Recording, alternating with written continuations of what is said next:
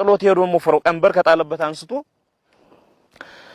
ተለምዷዊ ኑሮውን ከሚኖርበት የታወቀን የቆየ እሴት አንስተን ፋኖነት የውጭ ወራሪን ብቻ ሳይሆን የሀገር ውስጥ አምባገነን ስርዓትንም ጭምር የምታስወግድበት ኃይል እንዲሆን ግልጽ የፖለቲካ ግብ ያለው ለምሳሌ የአማራን ክልልና ማረጋገጥ አማራን ከፈጽሞ ጥፋት ማዳን 4 ኪሎን መቆጣጠር እንደዚህ አይነት ግልጽ የሆነ ፖለቲካ ግብ ያለው የፖለቲካ ንቅናቄ እንዲሆን አድርገናል። ይሄ የኛ ዘመን አዲስ ርዕዮት ነው፣ አዲስ አስተሳሰብ ነው። ተስፋችን የሚቀደውም ተስፋችን የሚመነጨውም ከዚህ አዲስ ርዕዮት ከዚህ አስተሳሰብ ነው ብለን ነው የምናምነው። ይህ አዲስ ትውልድ ነው። ይሄን የመሰለ አዲስ አስተሳሰብ አለው። ነገ ለኛ ብቻ ሳይሆን ለመላው ኢትዮጵያውያን ይተርፈን ለምናስበውም ተስፋ ጭምር የሚቀደው ከዚህ ነው ማለት ነው። ከዚህ አኳያ የኛ ትግል ዘር የማያቀዘር ትግል ነው ብለን ነው የምናምነው። እዚህም እዛም በተሰባሰቡ ጉልበት ተሰማን የሚሉ ኃይሎች በየጊዜው እንዲጠፋ የፈረዱበት እንዲጠፋ ዋጃወጁበት ማህበረሰብ ልጆች ሆነን ራሳችን ከፈጽሞ ጥፋት ለማዳን እየታገን የህልውና ትግል ያደረግን ባለንበት ወቅት ላይ ማንንም ዘር በጠላትነት ሳይፈርጅ የታገለ ያለ ኃይል የኛ ኃይል ነው። ይህ ትውልድ ነው። የፋኖ ትግል ነው። ዘር የማይቀዘር ትግል ነው ማለት ለዛ ነው። መነሻውና መድረሻው ሰውነት ነው። ፍልስፍናው ፍቅር ነው። ቅኝቱ ቅንነት ነው። ከዚህ ባለፈ አማራው የነገስታት ልጆች ያልሆነ ይመስል ነገስታቶችን ፈጥሮ አገር ያልሰራ ይመስል የራሶች ልጆች ያልሆነ ይመስል የፊታውራሪዎች የደጃዝማቾች የትልልቅ ሴትስማን ልጆች ያልሆነ ይመስል ንግስናውን ለሌሎች አስረክቦ ፖለቲካውን ሸሽቶና ርቆ ቤተ መንግስቱን ተጠይፎ ነው የቆየው። ከዚህ ያረጀና የተሳሳተ አስተሳሰብ አቧራውን አራግፎ እንዲነሳ ያደርገናል። ምን የሚል አስተሳሰብ ነው እንዲነሳ ያደረግነው? ምን ታገለው ለስልጣን ነው።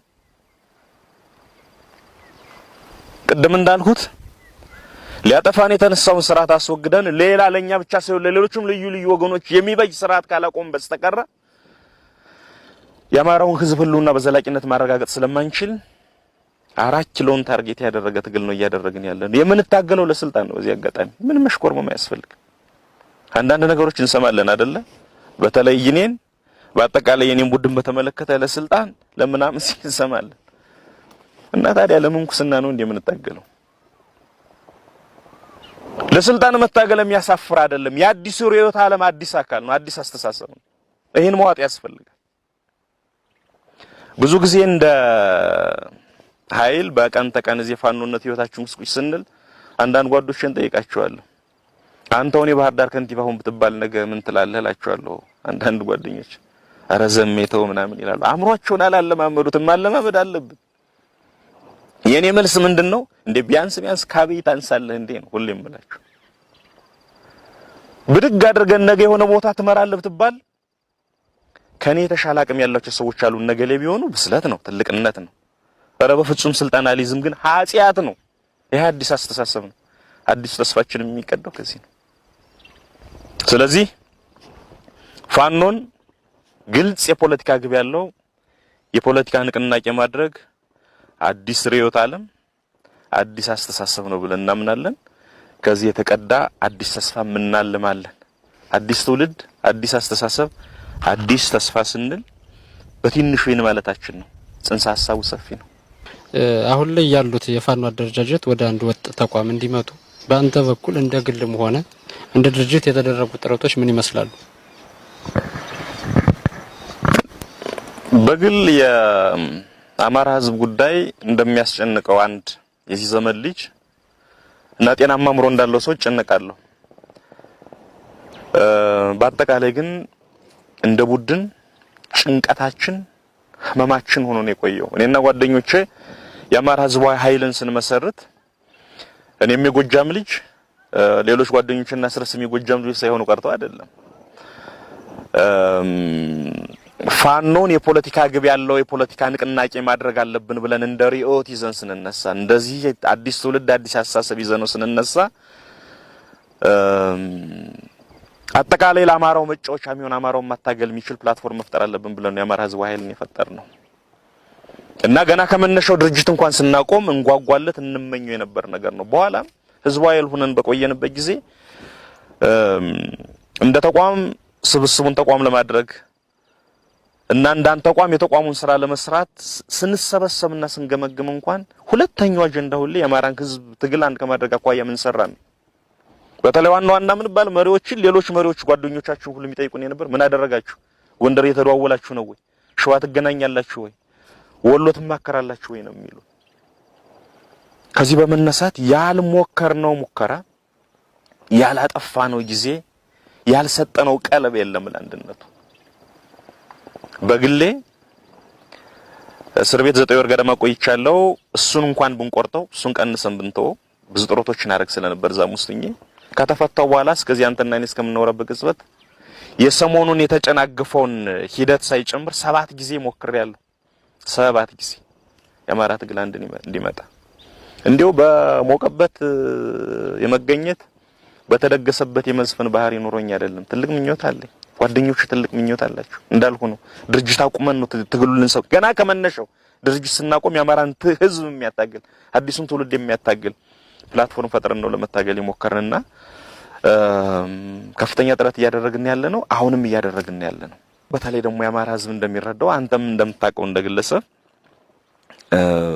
መጥቶ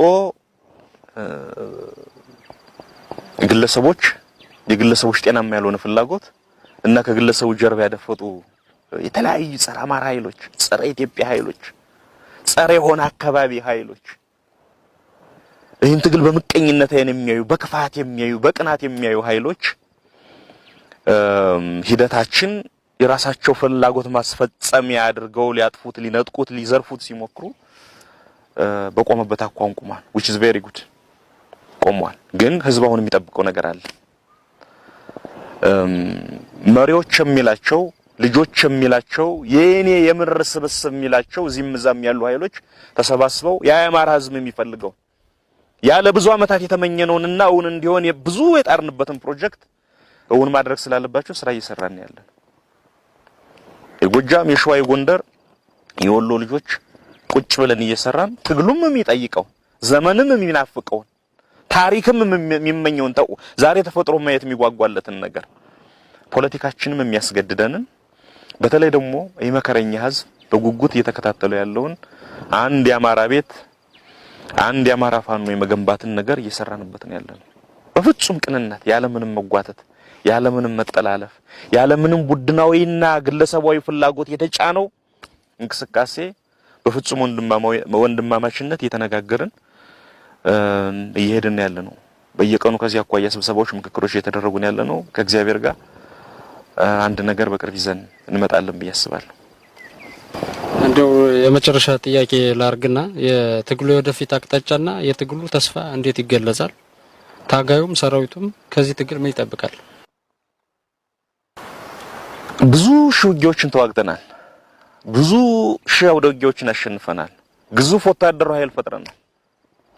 ግዙፍ ፖለቲካዊ ኃይል ገንብተናል። ባለፍንበት አኳን አልፈን የፋኖውን እንቅስቃሴ በአፍሪካ ቀንድ ውስጥ ትልቅ የፖለቲካ ኃይል ትልቅ ተዋናይ ማድረግ ችለናል። እዚህ ላይ ቆመን ስለ ነገ ስናስብ ብሩህ ነገር ነው የሚታየን። ያሰብነው የተመኘነው ያቀድነውን ግብ በጣም በቅርብ ርቀት እናሳካለን ብዬ ነው የማምነው።